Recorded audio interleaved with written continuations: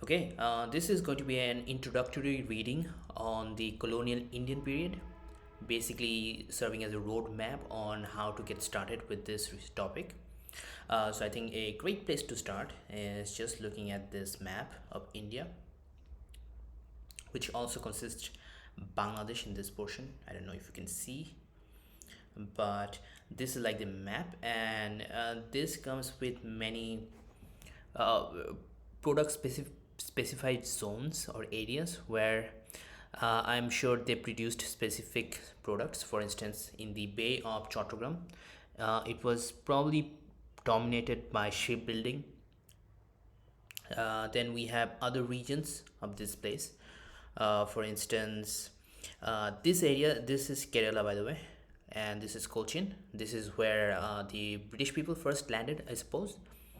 Not the British people, but the European people first landed. And as you can see, you have gold, you have coconuts, cattle, um, ground nuts, rice, tobacco, etc., etc., etc., throughout the region. So what I'm going to do is I probably am going to make a list of all the things specified to an area that were produced during that time.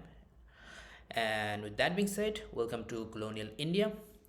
Colonial India was part of the Indian subcontinent, which was occupied by European colonial powers during and after the Age of Discovery. So here it is, my phrase of my favorite phrase, which is Age of Discovery, and something to do with age. I have to make a list of all the things that has to do with ages. European power was also exerted by the conquest of trade, specifically in spices. So much of the European attraction was twofolds: conquest and trade. Conquest and trade, specifically in spices. So, famously, what they did was this particular area, uh, this particular area in Indonesia. I think it was called something to do with spice. I am forgetting the name. Spice Island, I think. Yeah, Indonesia. Okay, so this is Indonesia. This specific region had something to do with spices. Okay, this one or okay, this one. The search for the wealth and prosperity of India led to the colonialization of Americas after Christopher Columbus went to the Americas in 1492. Only a few years later, near the end of the 15th century, Portuguese sailors Vasco da Gama, this person, was a Portuguese explorer and nobleman who was the first European to reach India by sea, became the first European to re-establish direct trade links with India by being the first to arrive by circumnavigating Africa, having arrived in Calicut, which is the kingdom of present day Kerala, like I mentioned, which was then by one of the major trading ports of the west eastern world. He obtained prominent permission to trade in the city from the um, Zamorins. Samothiri was the title of the East wild ruler and the monarch of Calicut. In any case, I'm not going to read through all that. The next to arrive were the Dutch.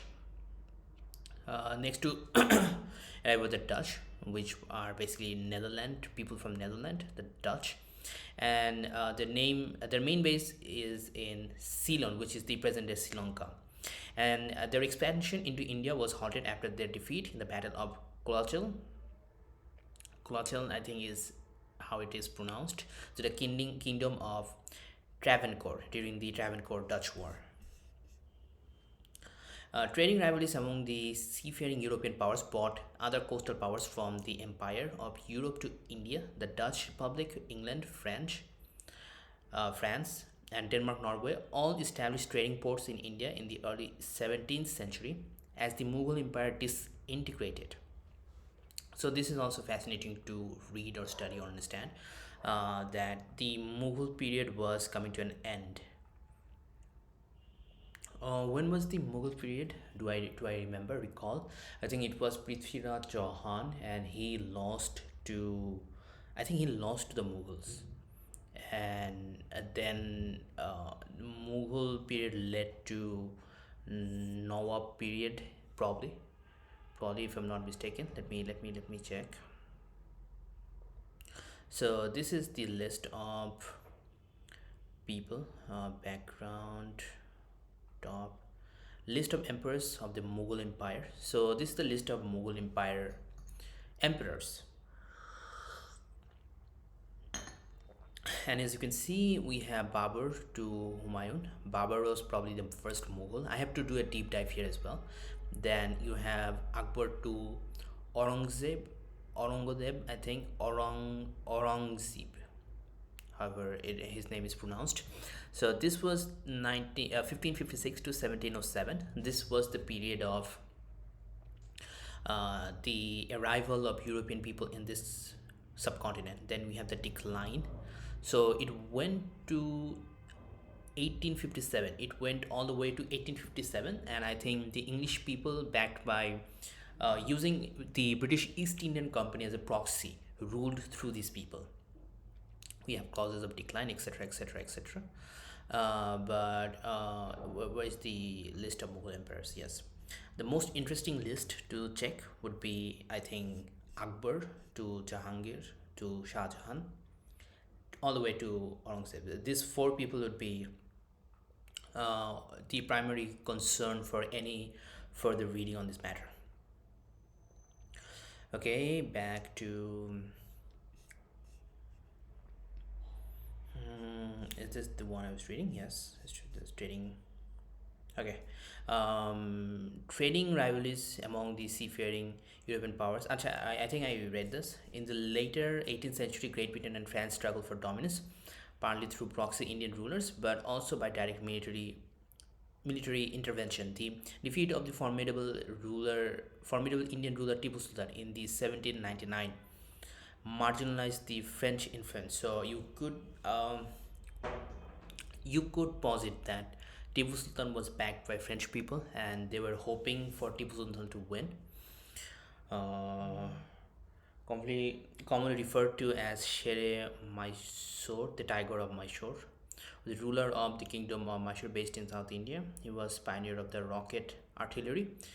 He expanded the iron seized Mysore rockets commissioned by military.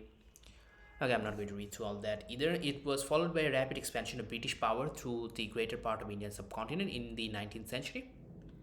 By the middle of the century, the British had already gained direct or indirect control over almost all parts of India.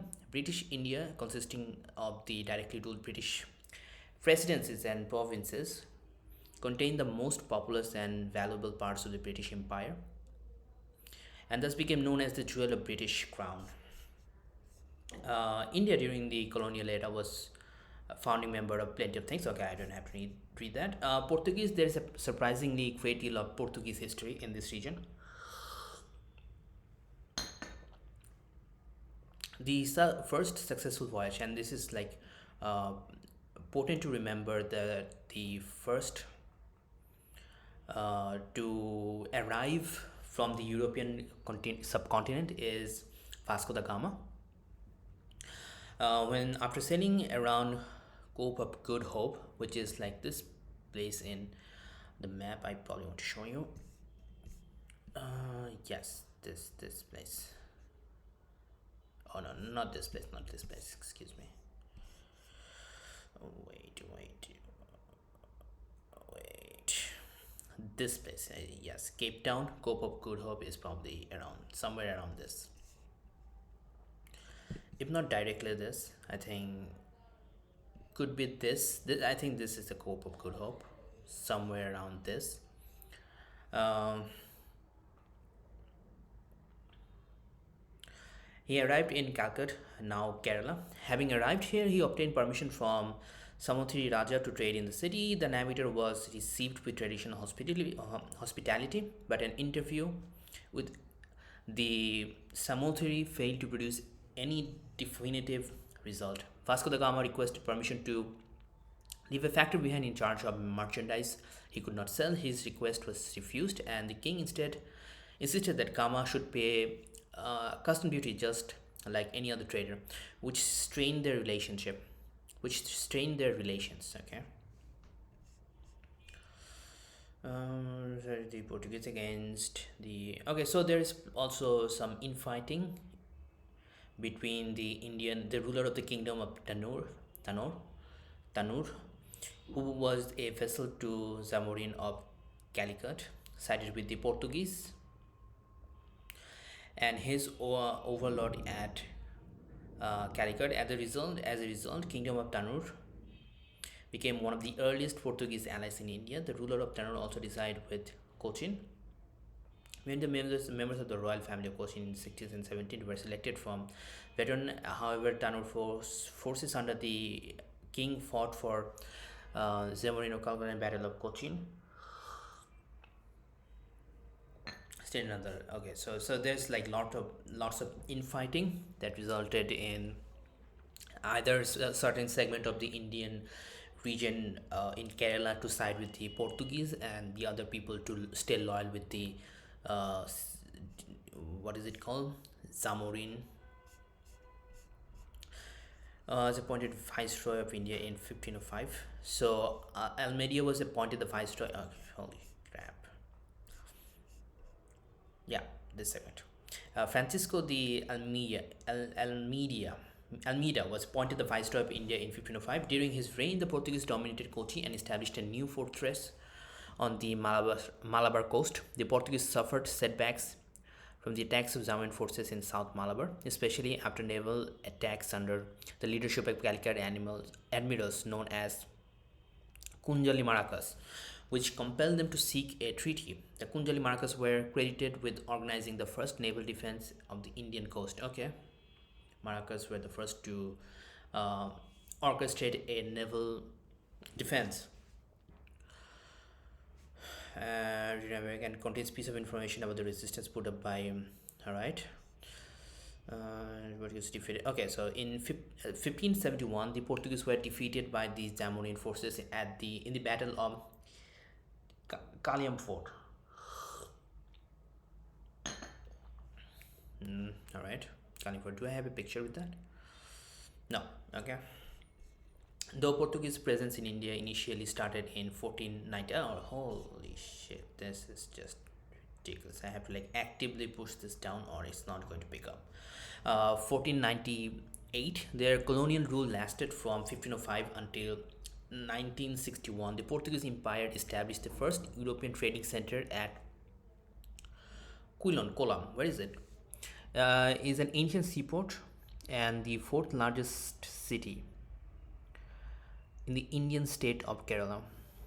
Okay, located on the southern tip of Malabar coast of the Arabian Sea. The city is on the bank of Astamundi Lake, and okay, I'm not going to have to get through that.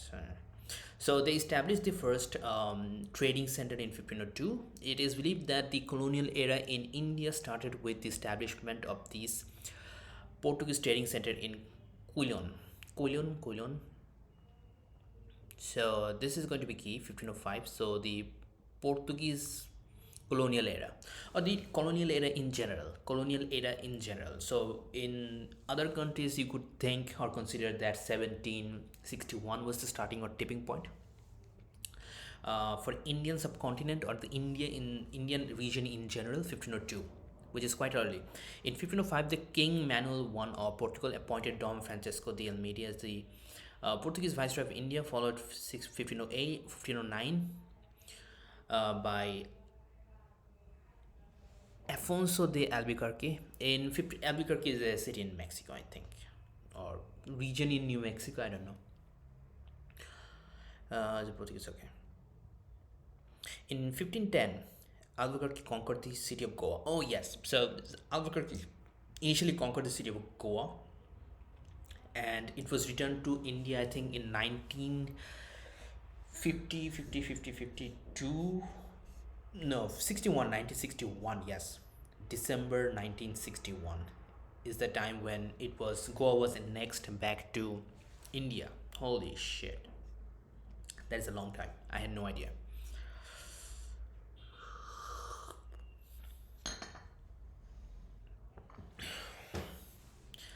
And He inaugurated the policy of marrying Portuguese men with native women, etc., etc. Miscegenation.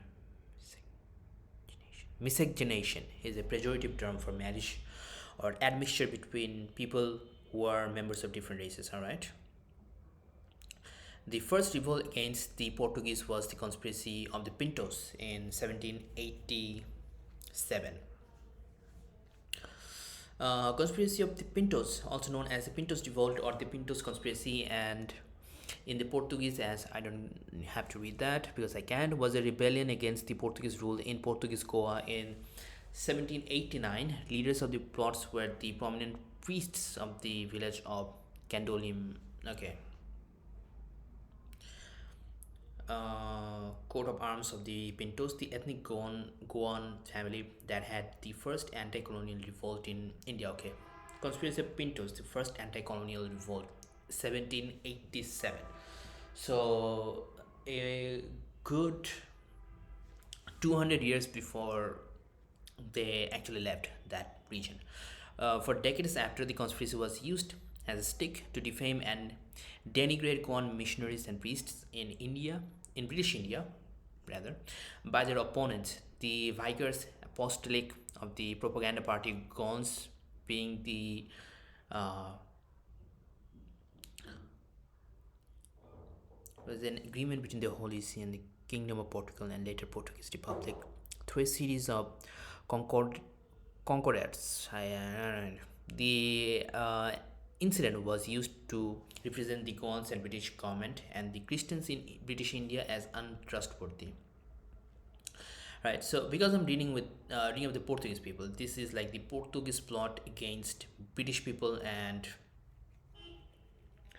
um, people of India, I guess. For decades, the conspiracy was used as a stick to defame and denigrate corn missionaries and the priests in British India because Concord Gaul, which had been controlled by Muslims, he inaugurated the policy of marrying Portuguese men with native women who had converted to Catholicism. Catholicism, Catholicism. The consequence of which was this: the first revolt against the Portuguese was conspiracy. Okay, I have no idea what was the beef. It seems to me that Albuquerque was the person who initiated this policy of marrying two races or two castes or two religious groups of people in order to proselytize. But I do not see why it was then. Okay, he was doing that, and it caused revolt against them in Goa, and thus the Portuguese people probably thought that British people had something to do with it because of Catholic influence. I'm not sure what religious identity Portuguese people carried with them in that period of time, so we'll have to do a check on that. And this is some uh, additional history on the Portuguese influence on this particular region, but I'm just going to go to the last paragraph, which suggests an account of this was done by Portuguese civil servant. Okay, Goa was annexed by India on 19 December 1961. Another feature of the Portuguese presence in India was their promotion of Catholicism by sponsoring missionaries from various orders, such as the Jesuit missionary Saint Francis Xavier, who is revered among the Catholics. Who was here? Venerated as Saint Francis Xavier was a Basque cleric who was a Catholic missionary and saint who co-founded the Society of Jesus and as a representative of the Portuguese Empire led the first Christian mission to Japan, right? Then we have Dutch, Netherlands, Conde. Just I'm sure they have a short history here and not extensive at all. The Dutch East Indian Company established trading posts on different parts of the Indian coast. For some time, they controlled the Malabar southwest coast. Okay. They conquered Ceylon from the Portuguese. So the Dutch people or the Netherlands people eventually conquered Ceylon from the Portuguese. The Dutch also established trading stations in Travancore and coastal Tamil Nadu, as well as Rajshahi in the present day Bangladesh. Okay, they were in Bangladesh. However, the expansion into India was halted after their defeat in the Battle of Colachel to the Kingdom of Travancore during the Travancore Dutch War. The Dutch never recovered from the defeat and no longer posed a large colonial threat to India. Ceylon was lost to Congress of Vienna. Congress of Vienna was French, I would suggest. French Empire, yes. Uh, so Sri Lanka goes into another form of ownership or control in a period of post Napoleon Wars and Napoleon Bonaparte government system in France. The Congress of Vienna 1814 to 1815 was a series of international diplomatic meetings to discuss and agree upon a possible new layout of the European political and constitutional order after the downfall of the French Emperor Napoleon Bonaparte. Okay, there were Dutch having fallen subject to France, where the Dutch having fallen subject to France. Okay, so in this period of time, Netherlands falls subject to France, saw their colonies captured by Britain. The Dutch later became less involved in India as they had the Dutch East Indian, oh, as they had the Dutch East Indies now, Indonesia. So what happened was this: the following happened. Uh,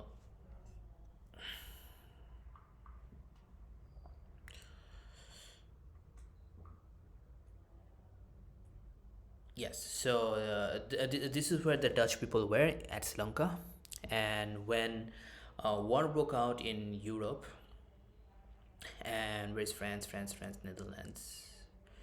What the hell is France? France, yes. Netherlands were defeated by France, I think. Not defeated, but fell subject to. I think it basically accounts for. It basically is suggesting that Netherlands was defeated by France. The British people took over the colonies. This colony in Ceylon or now Sri Lanka. However, they were not worried because this particular region, especially this area, was under the control of Netherlands, Dutch control. As a result, they were not that much unhappy, maybe not that much worse off. And then we have British and English and British India. English and British India is going to be an extensive read. Let me see how much I can read. At the end of 16th century, England and the United Netherlands began to challenge Portugal monopoly. So Portuguese people had a monopoly in Asia because Vasco da Gama came in, and England and Netherlands wanted to uh, get a piece of that pie. So they formed a private joint stock company to finance the voyage. The English, later British East Indian Company, and the Dutch India Company were chartered in 1600 to 1602 respectively. These companies were intended to carry, were the two company yes two companies, they intended to carry the lucrative spice trade, and they focused their efforts on the areas of production, especially the Indonesian archipelago, Spice Island. Okay, so that particular region in Indonesia that we saw was an Indonesian archipelago, and it's called Spice Island. And on India as an important market for the trade, the close proximity of London to an Amsterdam across the North Sea. Amsterdam should be Amsterdam. Amsterdam is northern Holland. Okay, across the North Sea lies between the Great Britain, Denmark, Norway, um, Germany, and Netherlands. All right, North Sea, and the intense rivalry between England and Netherlands inevitably led to the conflict between the two companies, which with the Dutch gaining the upper hand in the Moluccas, previously a Portuguese stronghold. What is Moluccas? Moluccas is somewhere in Indonesia, I think. Could be an island. I know there is a strait called Malacca Strait, which is quite crucial in India and China trade routes. After the withdrawal of the English in 1622, with the English enjoying more success in India at Surat after the establishment of the factory in 1612. Although in the book that I'm following, it is suggested that they established that factory in 1612 as opposed to 1613 as mentioned here. And we are checking the book. um, so in 1615 they went to Emperor Jahangir, a messenger from, I think, the British colony, or English, an English messenger basically went to Emperor Jahangir. Okay, we don't have to read through that. We can just move on. The Netherlands' more advanced financial system and three Anglo-Dutch wars. What was Anglo-Dutch wars? English and war between English and Netherlands. Fought in mid 17th century, or basically the 16th century, or of the 17th century, left the Dutch as the dominant naval and trading power in Asia. Hostilities ceased after the glorious revolution of 1688. Was the deposition of James II. He was replaced by his daughter Mary II and her Dutch husband William II. Okay, we need an English literary timeline as well. So we have the top list of English monarchies, and then we go to House of Tudor. This is where Elizabeth period sort of starts, not here but soon after it will start. Henry VIII, Henry the Seventh, Henry the Eighth. Then we have Edward, and then we have Elizabeth. Yes, this is the start of the period of Elizabeth. And then you go to House of Stuart, and this particular thing was referring to, I think, House of Stuart restored. Something about restoration and House of Stuart. I'll have to read through on that and this particular history as well to get the basic gist or idea of what went down. Glorious Revolution of 1688, when the Dutch Prince William Orange ascended the English throne. Okay, so William of Orange ascended the English throne, so that meant that hostility has to cease. Nice. When the Dutch Prince William of Orange ascended the English throne, bringing peace between Netherlands and England, a deal between the two nations left the more valuable spice trade of the Indonesian archipelago to the Netherlands and the textile industries of the India to England. Textile, okay, but textiles overlook spices in terms of profitability. But textiles overtook prices in terms of profitability. So that by 1720, in terms of sales, the English company had overtaken the Dutch. The English East India Company shifted to focus from Surat, a hub of the spice trade network, to Fort St. George. What is this?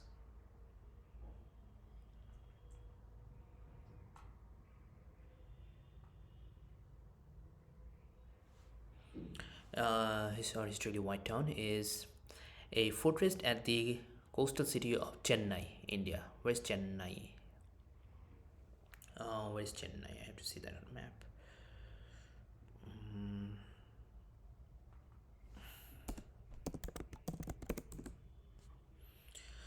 Chennai. Chennai is in this region. Okay, Chennai. This is Chennai. Makes sense now. I think I can navigate quite well. Chennai is this. Okay. St. George, the fortress of coastal city of Chennai, founded in 1639. It was the first English, later British fortress in India. Okay.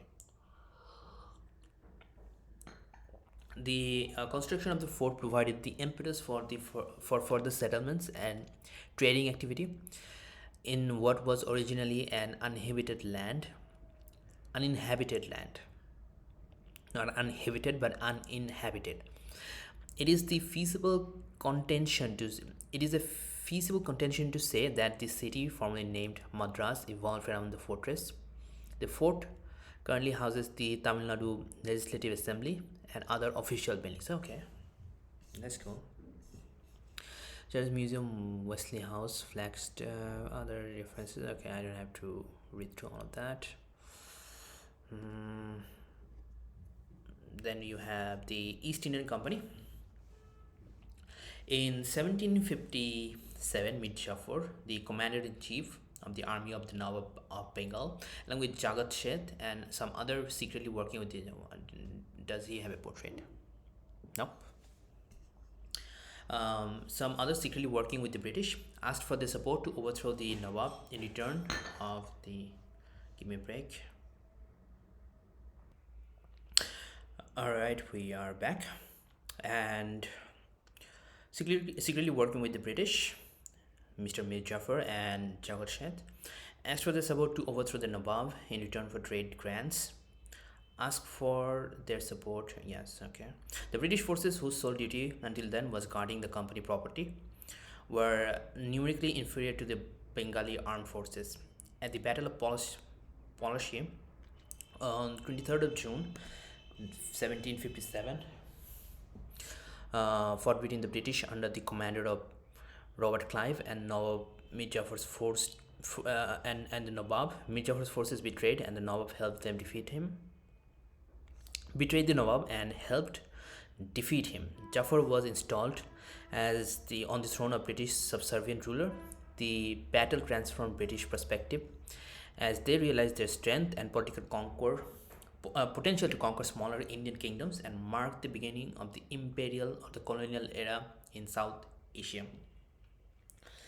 So previously we probably saw that 1500 were the starting place for European arrival in this continent, but this probably officially marks the beginning of imperial or colonial era. The British policy in Asia during the 19th century was chiefly concerned with expanding and protecting its hold in India, viewed as its most important colony and the key to the rest of Asia. The East India Company drove the expansion of the British Empire in India. The company's army had first joined forces with the Royal Navy during the Seven Years' War. It was a war before the American Revolution. 7 Years' War was global and centered or took place mostly between European great powers and in Europe and America. Okay. And the two continued to cooperate in arenas outside India against the French campaign in Egypt and Syria and capture of Java from the Netherlands. In 1811, the acquisition of Singapore in 1819 and Malacca in 1824, and the first Anglo-Burmese war in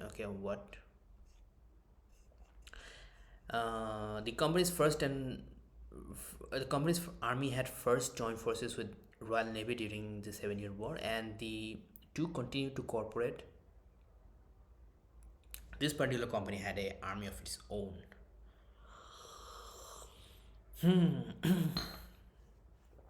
That is quite the thing, because ordinarily you would not see companies having their own armies, but apparently this joint stock company had its own. Any case, Lord Clive meeting with Mir Jafar after the Battle of Policy by Francis Hayman. Deputy Robert Clive meeting with Mir Jafar after Battle of Policy. The victory of Policy marked the state of period of company expansion, which saw them seizing control over the Indian subcontinent and the Burma over the next century. All right. From its base in India, the company was also engaged in increasingly profitable opium trade to China, which began to this. Okay, China then, I'm sure, banned opium, but something led to war. Okay, this is the first opium war. The first opium war, also known as the Anglo-Chinese War, which was a series of military engagements fought between the British Empire and the Qing dynasty of China between this period, and led to the Treaty of Nanjing. Legalized was the peace treaty which ended the first opium war 1839 to 1842 between the Great Britain and the Qing dynasty of China, 29th of August 1842. It was the first of what Chinese later termed the unequal treaties. Okay, so was not fair to them. The British had direct or indirect control over all parts of present-day India before the middle of the 19th century, and in 1857 a local rebellion by the group of sepoys escalated into Indian Rebellion of 1857, which took 6 months to suppress, with heavy loss of life on both sides. The British casualties numbering in the thousands and Indian casualties numbering in hundreds of thousands. The trigger for the rebellion had been a subject of dispute among historians. The rebellion, although short lived, was triggered by attempts of the East Indian Company to expand its control in India. So this is alluding to the fact that the company would try to expand, and eventually that company would be outdone by the British Crown, which would insert itself and have Queen Victoria as the Empress of India. So that is what this portion is out. This portion in particular is outlining. Uh, East Indian Company officer lived lavish lives, and there was something to do with not having equal jobs. So, not having equal opportunities was a firm basis, even in this era, especially in this era, because it was the first of, I guess, education was blooming and jobs were being starting to be available.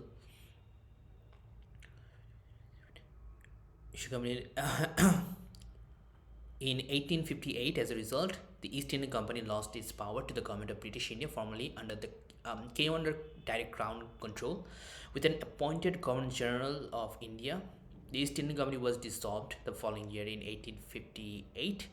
A few years later, Queen Victoria took the title of Empress of India. So this is as long I want to go. Okay, let me just finish this up because there's not much. British Raj, India suffered a series of crop failures in the late 19th century, leading to widespread famines that caused tens of millions of deaths in India. British Raj was the rule of British India, lasting from 1858 to 1947. It is also called the Crown Rule in India, or direct rule in India. The region under, okay, it's not. It doesn't say much about the famines. It is responding to earlier famines as threats to the stability of their control. The East Indian Company had already begun to concern itself with famine prevention during the early colonial periods. This greatly expanded during the Raja. Okay, so famines are considered, even for the ruler, the dictatorial or the colonial ruler, famines are considered a bad omen.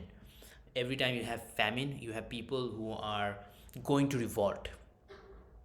So it turns out that even if you are a dictator or fascistic dictator or colonial power, it serves you to have to keep the subjects just enough for them to not complain. To concern itself with famine preventing during the colonial period, the greatly expanded during Royal Lodge, in which commissions were set up after each famine to investigate the cause and implement new policies. Okay, so this draconian, not draconian, yeah, this rather, this need for control, in other words, led to research and led to uptaking new policies, which took until the 19th to take effect. So this could be the starting point of all the policy discussions that we see in modern day politics. The slow but momentous reform movement developed gradually in the Indian independence movement during the First World War. The hitherto bourgeois home rule movement was transformed into a popular mass movement by Mahatma Gandhi. I have to look up this. Adjective belonging to a category to the middle class bourgeoisie.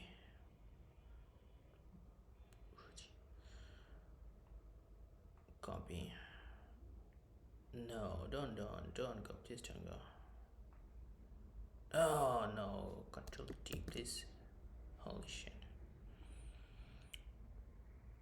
How do I history? Mother St. George, English monarch, Emperors. Wikipedia. Yes, British Raj. We were reading up on British Raj.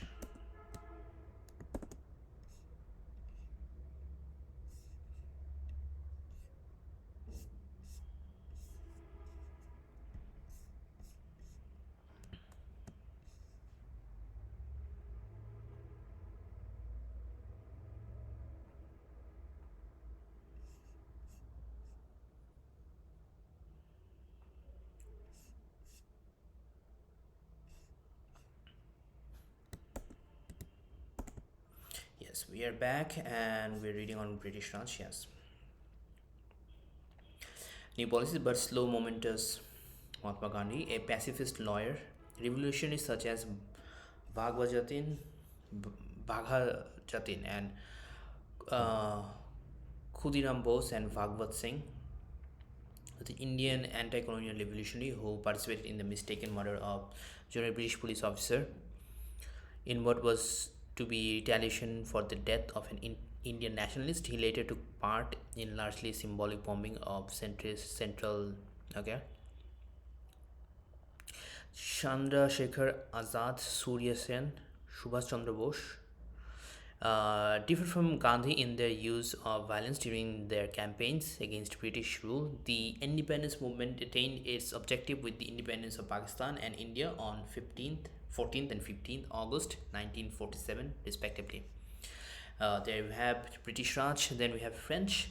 Following the Portuguese, English, and Dutch, French also established trading bases in India. Their first establishment was in Pondicherry of the Coromandel coast in southeastern India in 1674. Subsequent French settlements were uh, Chandan is also known as India, West Bengal. Okay, some place in West Bengal, Yemen, Andhra Pradesh. At the height of French power in the mid 17th 18th century, meaning 17 to 1799, French established several. I think the peak was the Napoleon Wars, where I probably Napoleon saw that they had so much power they could just go and duplicate what India was doing or the rest of the European countries were doing, because he perceived that his country was militarily superior. In any case, the French established several outposts in the southern Indian area lying in today's northwest Andhra Pradesh and Odisha. Between 1744 and 1761, the British and the French repeatedly attacked and conquered each other's forts and towns in southeastern India and in Bengal in the northwest. After some initial French suggestions, the British decisively defeated the French in Bengal, the Battle of Palashi. Mm. So, the French were the French allies because with Tipu Sultan too in 1799. It seems that the Indian victory, sorry, rather the English or the British victory over the temporary rulers of this region also translated into defeat for the French as well for some reason. The French seem to be losing power every time the British people took over power. In the southeast in 1761, in the Battle of Wandisha, after which the British India East India Company was the supreme military and political power in southern India as well as Bengal. Wandisha, Wandiwash, after which the British East India Company was the supreme military and political power in southern India as well as in Bengal. In the following decades, it gradually increased the size of the territories under its control. The enclaves of Pondicherry, etc., were returned to France in 1816 and were integrated with the Republic of India in 1954. Okay, so there are like few places or regions that the French people took back, the French rule took back, and gave back to India or were annexed to India by 1954. Would that be a few years before Goa? Yes, few years before Goa. Danish people from Denmark. Norway had several factories in India for more than 200 years, but the Danish presence in India was of little significance to the major European powers as they presented neither a military nor a mercantile threat. Denmark Norway established trading outposts in Tankorbal, Tranquebar, Tamil Nadu, and Serampore, West Bengal, Calicut, Kerala, and the Nicobar Islands. At one time, the main Danish and Swedish East Asia companies together imported moti and more to Europe than the British did. Their outpost lost economic strategic importance, and Tranquebar and the last Dano-Norwegian outpost was sold to British on October 1868. With that being said, I think this is it. Other external powers were Sweden, not going to read through that. Austria, Japanese occupation, Nicobar Island, Andaman and Nicobar Island. Let me just.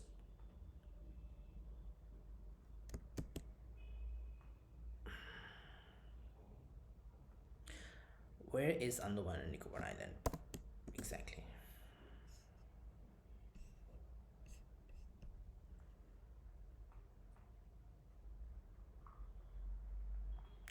Okay, so this is Bay of Bengal, Andaman and Nicobar Island. This portion, it does not belong to India, but I haven't seen this portion before, have I? Probably doesn't show in map, but this is like a Andaman and Nicobar Island, very close to not definitely not Bangladesh or Myanmar or Thailand or Cambodia, not even India, but apparently Japanese people wanted this. Okay. Oh, not this one. Wait, yes. Wars, we can check out wars. Anglo-Afghan wars, Anglo-Burmese wars, Anglo-Manipur wars, Anglo-Maratha wars, Mysore-Napoleon wars, Gorkha war, Anglo-Sikh British conquest of Sindh. Uh, not going to Polygar wars, World War One, World War Two, the Indian Army during World War One and World War Two. See also ancient India, Greater India, Indosphere, Sanskriti zone, British Raj, and list of Indian princely states. Sure, could be seen. We can like read through this. British Raj, we could read through this as well. Different empires: Maurya Empire, Kola empires, Mughal, Maratha, and Sikh Empire. These are list up all the references and for the reading stuff. Okay, so this was a good exercise in what to read and how to go about it in reading. With that being said, I think I'm going to call it a day.